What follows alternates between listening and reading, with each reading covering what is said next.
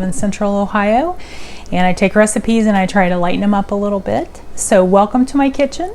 Glad you're here. Today's recipe is a very simple, it's a kale sausage egg frittata. Now remember, I only use egg whites, so keep that in mind. But today I wanted to do something a little bit different.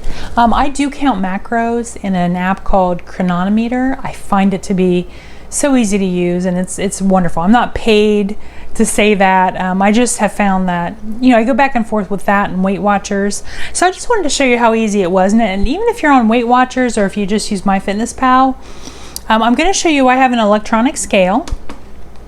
I'm just going to show you kind of my methodology, how easy it is to figure this out. So some things that I'm using, I use the reduced fat turkey Johnsonville. Again, I use egg whites. I'm using unsweetened almond milk. And for the cheddar, I'm using cheddar cheese. Now, cheddar is so fattening. It has a lot of fat and calories, but I did find reduced fat at Myww. So try to keep that in mind. Either cut back on how much you're using. I'm going to go ahead and use this whole container. So the first thing we're going to do is try to get as much egg. We want it to be about 3/4 of the way tall. And this is probably going to make about 8 to 12 servings. Just depends on how big you'd like those. So the first thing I'm going to do, I've turned this on and I'm putting the egg white in. So that's going to be around 609 grams. Now I found it's easier to put grams, but you can also change this to ounces. So the next thing I'm going to do is let's tar it out. And then I've taken kale and then I've just chopped it and dried it. Now if you have one of those salad spinners, it'd be good to put that in there as well. So I've just rough chopped it, and I'm going to just try to put it evenly throughout the whole dish. And it looks like a lot, but this will reduce down as it cooks. Okay, so with the kale, we have 123 grams of kale, and that was organic red kale. You can use any kale you'd like.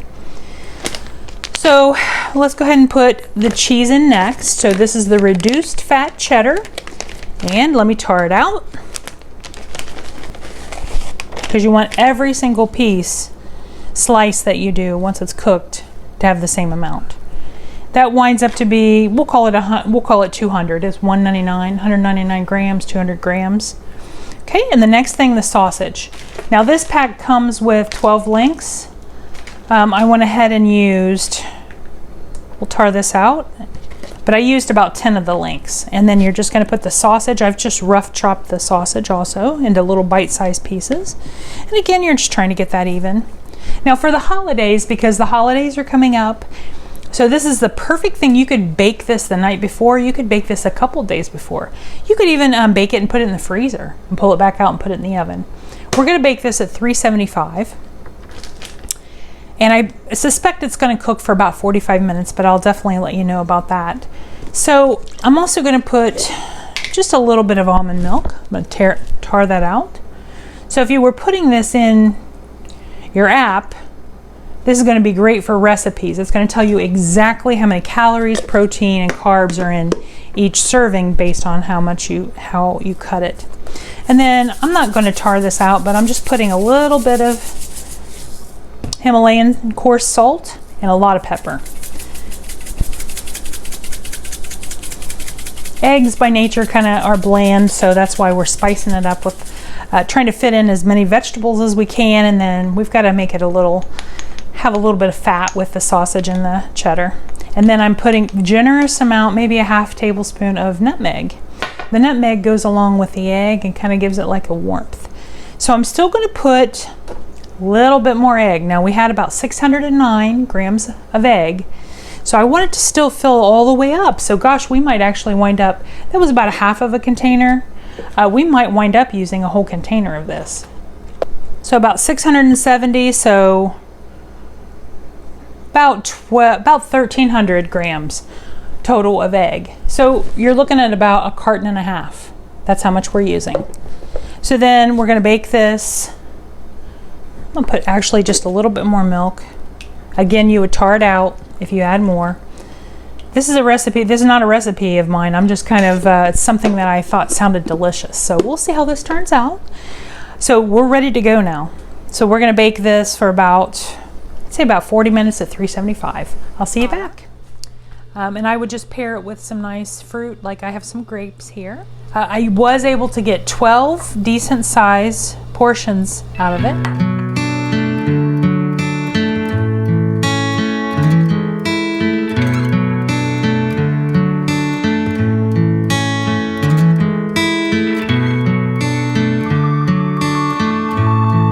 So for lunch today, we are having a hearty spiced chickpea lentil stew.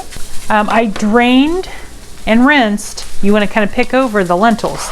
This is 1/4 cup red lentils. Even though they look orange, they're called red lentils.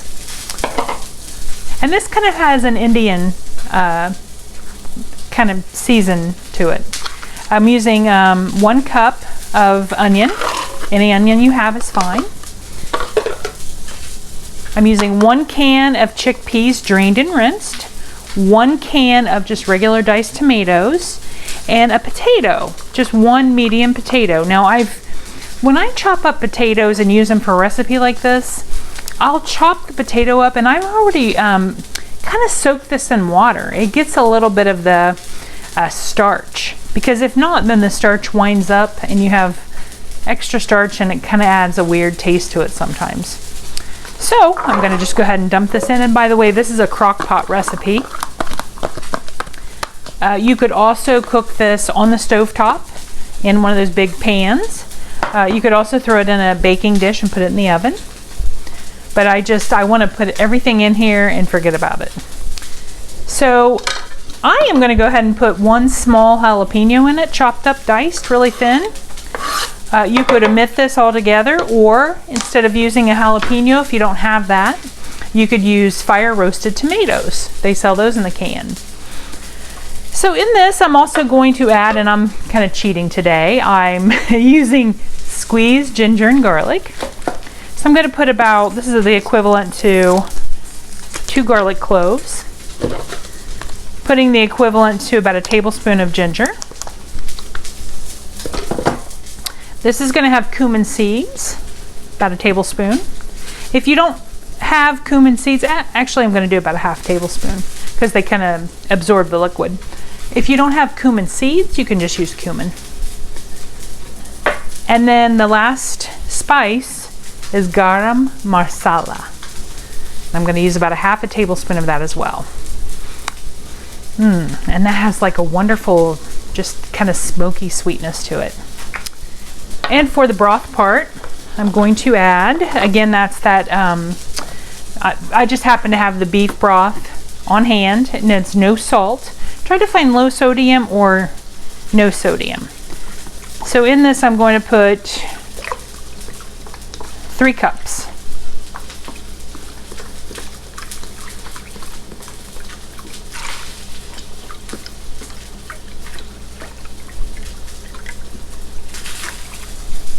And then I'm going to put this on high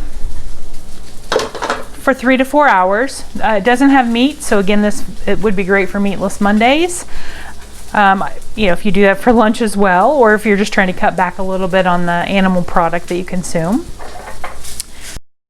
Something else that I'm going to serve with this alongside of it, I think I showed you this in one of the other videos, but you want to just base this on whatever you're cooking, whatever spices you already have out. So I'm going to take this pita and I'm going to bake it at about 375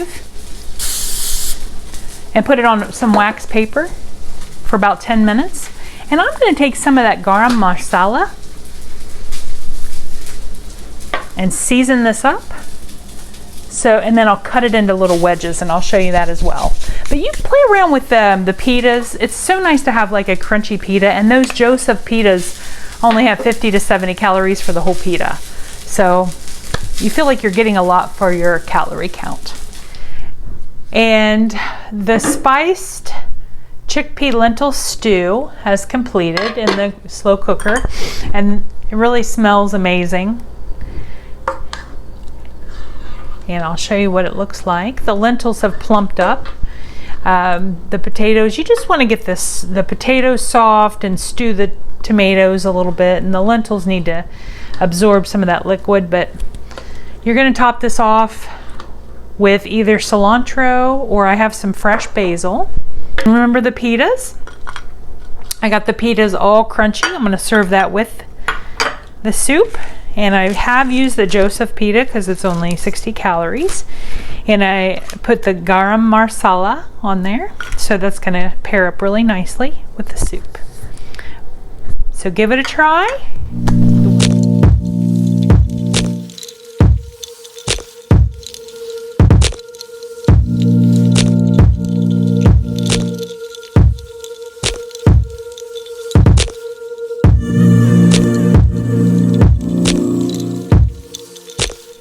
Tonight's dinner is going to be salmon, fresh salmon, and acorn squash. I still have a lot of squash from the farm market. What you want to do first is just cut it in half. And then I've already taken the seeds out, and this is what it looks like with no seeds. Very pretty vegetable. And then I'll show you, I'm taking the seeds out of the other. Now some people actually, this is acorn squash. So there's a lot of recipes online, on Pinterest, on various websites where you could roast these. So we're going to put these cut side down. I'm going to roast them at 400 degrees. I'm going to check them. You want them to be soft to the touch. I'm going to roast them for I'm going to check them in about 40 minutes. So for tonight's dinner, the salmon part of this, I found a really nice, rather large salmon steak. So I'm going to try to get 4 servings out of this. Now, one side does have the skin. Some people like to eat the skin. I'm going to put this on medium heat, and I'm going to put just a little bit of the nonstick spray. And I'm putting this skin side down. I personally don't like to eat the skin, so that's why I roast the skin side down first, and it will peel right off after it sits there for about 5 to 10 minutes. The two flavor profiles are going to be like a match made in heaven.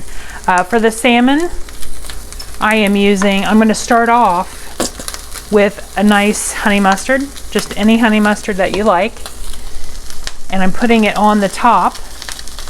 And then after I flip it and take the skin off, you can see that skin is kind of, if it starts to smoke, just turn it down a little, because there is a lot of oil in salmon. Okay, so I just flipped the salmon, and as you can see, by putting it on the high heat, the skin is coming right off. So now that the skin's off, I'm going to put a little bit more of that honey mustard. So then that's going to cook for about another 10 minutes.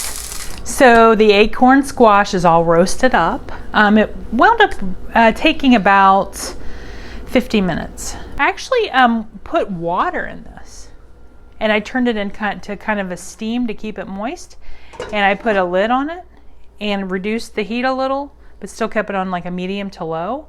And you might even have to put water in it a couple times, but it's going to keep it like really soft. I'm going to serve the salmon over rice. Brown rice. Now, a shortcut for that, they sell these pouches. They sell 7 grain, and it only takes 90 seconds in the microwave. They have, I would recommend getting a whole grain, or like this one has quinoa. But almost every store has their own brand, or you can get Uncle Ben's, but that's what we're having. You just want to weigh it out. For mine, I'm going to weigh mine out. And then this is what the beautiful squash turned out like. So you can just plate it. And then how I'm going to finish this off, just a touch more honey mustard. Rub it in a little. Then I'm also going to use that maple syrup. Now again, for mine, I'm putting mine on the scale because syrup it's a natural product, but it does have, a lot of sugars in it. So for mine, I'm probably going to just use a tablespoon total, but we'll see. So you want to just drizzle this on the roasted squash, and then I'm going to drizzle a little bit Just a little bit on the salmon. And I'm going to top this off with some organic black sesame seeds. And you can get some in the rice too, it looks pretty. Heck, you could even get some in the squash. And that is a wonderful salmon, rice, acorn squash dinner. So that concludes tonight's dinner. I hope I've inspired you to cook with some seafood because it is healthy for you. And thank you so much for spending your time with me in my kitchen. Welcome to my kitchen. This is also your kitchen now. Let me know in the comments anything that you would like to see, any kind of dishes, specials that you'd like. And have a great week and love each other. Bye.